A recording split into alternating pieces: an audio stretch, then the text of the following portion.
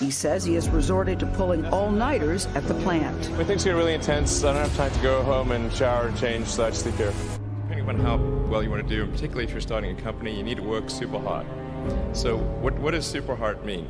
Well, when my brother and I were starting our first company, instead of getting an apartment, we just rented a small office and we slept on the couch. And we showered at the YMCA, and we're so hot up we had just one computer. So the website was up during the day, and I was coding at night, 7 days a week, all the time. And I sort of briefly had a girlfriend in that period, and in order to be with me, she'd have to sleep in the office. So I sleep on the couch over there. So you're just laying here on the couch? Yeah. Last time I was here, I actually slept literally on the floor because the couch was too narrow. Work hard, like, I mean, every waking hour. That's the thing I would say, particularly if you're starting a company.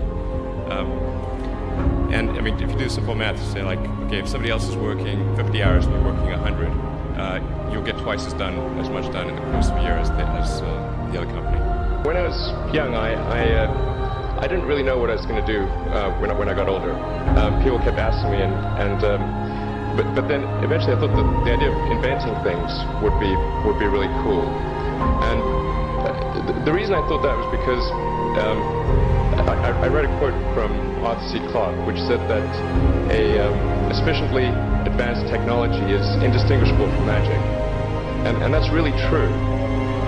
If you go back, say 300 years, the things that we take for granted today you'd be burned at the stake for. Being able to fly, that's crazy. Being able to see over long distances, being able to communicate, having effectively with the internet a group mind of sorts, and having access to all the world's information instantly from almost anywhere on the earth.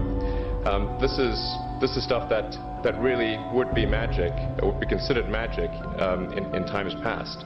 In fact, I think it actually goes beyond that, because there are many things that we take for granted today that weren't even imagined in times past. They weren't even in the realm of magic. So it actually goes beyond that. So I thought, well, if I can do some of those things, basically if I can advance technology, then that's like magic, and that would be really cool.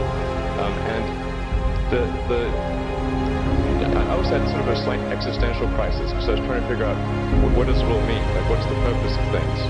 And I came to the conclusion that if we can advance the knowledge of the world, if we can do things that expand the scope and scale of consciousness, then we're better able to ask the right questions and become more enlightened. And that's really the only way forward.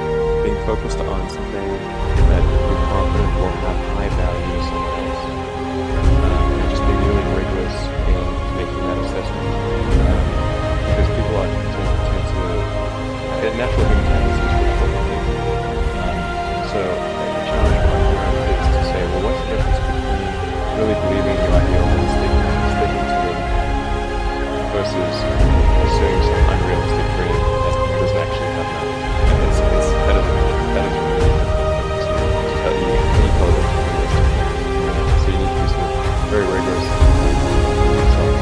self-analysis. I think certainly extremely tenacious and just work like 80 hours, 800 hours. Starting a business is not for everyone. So generally, starting a business is number one is have a high point threshold. There's a friend of mine who's got a good saying, which is that starting a company is like eating glass and staring into the abyss. Okay, that's generally what happens, because when you first start a company, there's lots of optimism and things are great, and then so happiness at first is high. Then you encounter all sorts of issues, and happiness will steadily decline, and then you'll go through a whole world of hurt, and then eventually if you succeed, and in most cases you will not succeed, and Tesla almost didn't succeed, came very close to failure. Then if you succeed, then after a long time you will finally get back to happiness. So you've got to make sure that whatever you're doing is a great product or service. It has to be really great. And I go back to what I was saying earlier, where if you're a new company, I mean, unless it's like some new industry or new market that, if it's an untapped market, or then you have more ability to,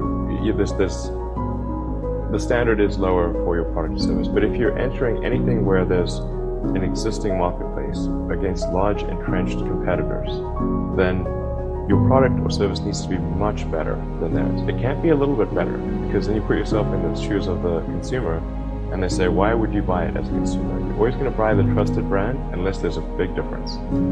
So a lot of times, entrepreneur will come up with something which is only slightly better, and it can't just be slightly better. It's got to be a lot better. Actually, I think I feel fear quite strongly. So it's not as though I just have the absence of fear. I feel it quite strongly.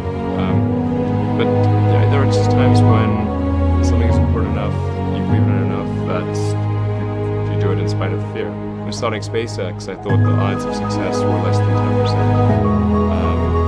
And I just accepted that actually probably I would just lose everything. But that maybe would make some progress if we could just move the ball forward. Even if we died, maybe some other company could pick up the baton and keep moving it forward, so that would still do some good. Same with Tesla. I thought the odds of a car company succeeding were extremely low. Then it's just you have to apply a lot of hours to actually working. So the way I generally do it is I'll be working at SpaceX on Monday, and then Monday night fly to Bay Area, then Tuesday and Wednesday in the Bay Area, then at Tesla, and then fly back on Wednesday night, spend Thursday and Friday at SpaceX.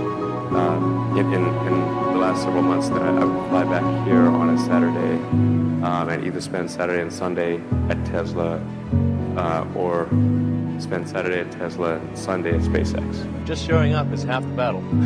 Just, you got to try hard to do it, and don't be afraid of failure. You also need to be rooted in reality. So you shouldn't, it's easy to get high in your own supply. You've got to not be afraid to innovate, but also don't delude yourself into thinking something's working. It's not.